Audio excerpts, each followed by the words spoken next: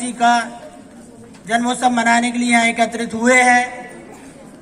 जैसा कि आपको अभी बताया गया कि उनका जन्म और उन्होंने कहाँ कार्य किया, तो एक तरह से गांधी जी के बारे में बात करना सूरज को दिया दिखाने जैसा है।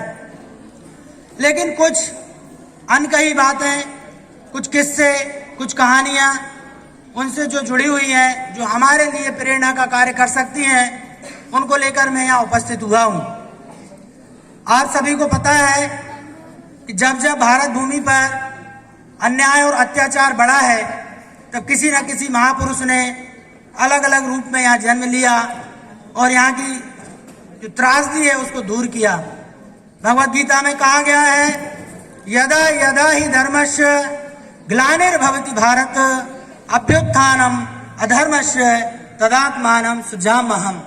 कृष्ण साक्षात कह रहे हैं कि भारत भूमि पर, इस धरती पर जब जब अन्याय और अत्याचार बढ़ेगा, अधर्म बढ़ेगा, धर्म की पुनः स्थापना के लिए मैं पुनः पुनः जन्म लूंगा। और हमें यह भी पता है कि पहले जो 9 जन्म हो चुके हैं और आगे जो 10वां जन्म होगा वो भी हमारे पुराणों में लिखा हुआ है। इसी बीच जब चारों तरफ घनघोर घटाएं छाई हुई थी, पूरी दुनिया में अंग्रेजी साम्राज्य के कारण जनता त्राहिमाम कर रही थी। दुनिया का कोई ऐसा देश नहीं था जहाँ सूरज उगता हो और सूरज डूबता हो और वहां अंग्रेजों का शासन ना हो।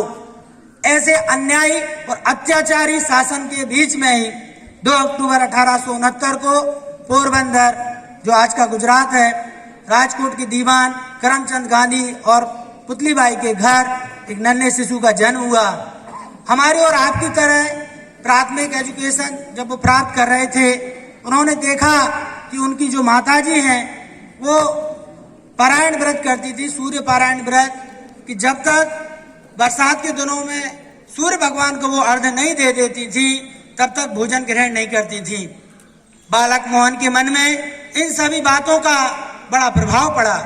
जब भी माँ के साथ वो रहते थे तो बीच बीच में उनकी माँ ध्रुव, प्रहलाद, लवकुश और अनेक बच्चों की कथाएं कहती रहती थी। और इन बातों के असर से महात्मा गांधी के मन में बचपन में ही हमारे जो सनातन धर्म के ध्येय वाक्य हैं, सत्य, अहिंसा, अस्तेय, अपग्रह, ब्रह्मचर्य, और इन सब के बीज पड़ चुके थे। इसी बीच एक दिन एक नाटक मंडली पोरबंदर आई। राजा हरिश्चंद्र का नाटक हो रहा था।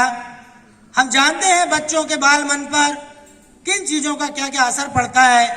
आज के वर्तमान संदर्भ में देखें, लोग कह सकते हैं कि मोबाइल और टीवी देखने से क्या हो सकता है, तो उसके पीछे की एक कथा है कि जब राजा हरिश्चंद्र का नाटक देखने माँ पुतलीबाई के साथ बालक मोहन जाते हैं, तो वहां जब हरिश्चंद्र बहुत सारे कष्टों को सहन करने के बाद भी सत्य का दामन दृढ़ता के साथ साधे रखते हैं, वो बात बालक मोहन के मन में गहरे बैठ कर गई कि यदि हम सत्य के मार्ग पर चलेंगे, दुनिया में हमारी सदैव विजय होगी। जैसा कि हमारा ध्येय वाक्य है, सत्यमेव जयते।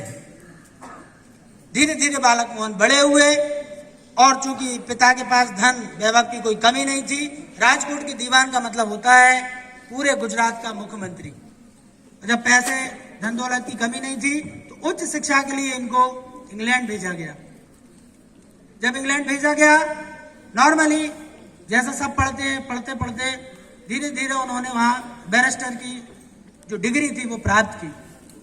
और आपको आश्चर्य होगा, प्रैक्टिस करने के लिए जब वो पहले भारत आए और वहां उन्होंने देखा कि यहाँ पर कुछ ज्यादा स्कोप है नहीं, तो नॉर्मली बच्चा सोचता है जहाँ स्कोप हो वहां जाना चाहिए।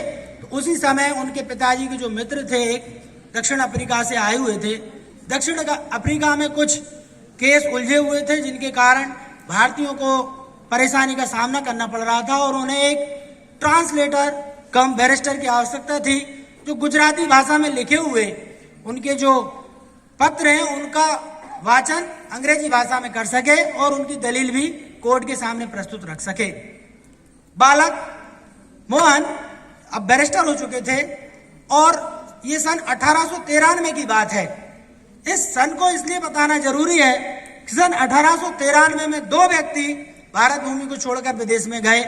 एक शिकागो में स्वामी विवेकानंद धर्म सभा को संबोधित करने के लिए गए और एक महात्मा गांधी बैरिस्टर बनकर दक्षिण अफ्रीका में गए। वहां पर जाके उन्होंने देखा, छोटे मोटे केस सुलझाना शुरू किया। अधिकतर केस तो कोर्ट के बाहर ही सुलझा लिए गए, क्योंकि उनकी जो समझाने की क्षमता थी, उनका जो इंटरप्रिटेशन था, उनका जो कम्युनिकेशन स्किल था, वो इतना गजब का था कि जब वो बात करते थे तो लोगों के मन में आसानी से चीजें समझ में आ जाती थी। वो कॉन्फ्लिक्ट पे नहीं, कोऑपरेशन पे बात करते थे। इसलिए लोग अपना थोड़ा बहुत अहित सोचकर भी, थोड़ा बहुत घाटा सहकर भी और समझौते में यकीन रखते थे। धीरे धीरे ये बात आग की तरह पूरे अफ्रीका में फैल गई और देखते ही देखते एक बड़ा नाम वहां पर मोहनदास करमचंद गांधी का हो गया। अभी वो महात्मा गांधी नहीं बने। जब तक किसी के मन में कोई एक बड़ी बात नहीं आती, उसके अंदर का जो पोटेंशियल है निखर के बाहर नहीं आता, तो मोहनदास भी अपने जैसे नॉर्मल जो हम लोग रहते हैं, धन दौलत पैसा परिवार छोटी मोटी जरूरतें, उनके लिए पीछे पड़े रहते हैं। कोई बड़ा ध्येय हमारे सामने नहीं होता, मोहनदास के सामने भी नहीं था। उनको सिर्फ ये लगता था कि कुछ डॉलर मिले, कुछ पैसे मिले, अपना परिवार चले, बस। लेकिन उसी बीच की एक घटना होती है।